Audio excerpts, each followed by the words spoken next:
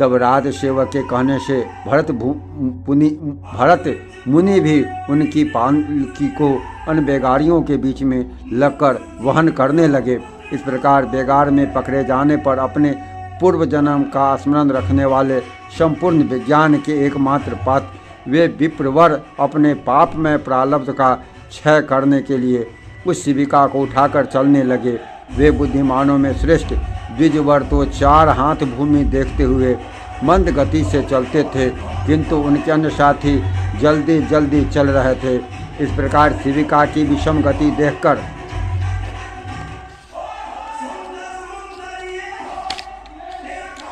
राजा ने कहा, अरे शिविका वाहको, यह क्या करते हो? समान गति से चलो। किंतु फिर भी उसकी गति उसी प्रकार विषम देखकर राजा ने फिर कहा, अरे क्या है, इस प्रकार असमान भाव से क्यों चलते हो? राजा के बार बार ऐसे वचन सुनकर वे शिविका वाहक भरत जी को दिखाकर कहने लगे, हम में से यही धीरे धीरे चलता है।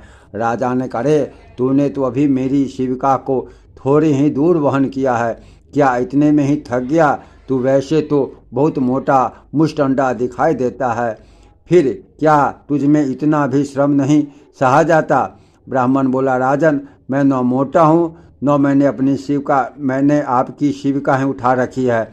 मैं थका भी नहीं हूँ, न मुझे श्रम सहन करने की ही आवश्यकता है। राजा बोला, अरे तू तो प्रत्यक्ष ही मोटा दिखाई दे रहा है।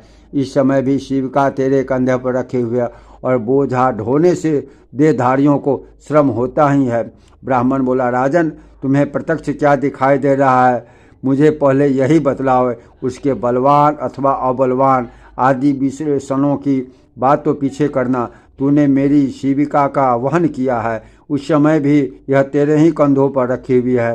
तुम्हारा ऐसा कहना सर्वथा मिथ्या है। अच्छा मेरी बात सुनो। देखो, पृथ्वी पर तो मेरे पैर रखे हैं, पैरों के ऊपर जंघाएं हैं, जंघा के ऊपर दोनों उरु और उरु के ऊपर उदर है, उदर के ऊपर वक्षस्थल, बाहु और कंधों की स्थिति है तथा कंधे के ऊपर यह शिविका रखी है। इसमें मेरे ऊपर कैसे बोझ रहा? इस शिविका में जैसे तुम्हारा कहा जाता है वह शरीर रखा हुआ है, वास्तव में तुम वहाँ शिविका में हो और मैं यहाँ पृथ्वी पर हूँ। ऐसा कहना सर्वथा मिथ्या है। हे राजन, मैं और तुम और अन्य भी समस्त जीव पंचभूतों से ही वहन किए जाते हैं तथा यह भूत वर्ग भी गुणों के प्रवाह में पड़कर ही बहा जा रहा है।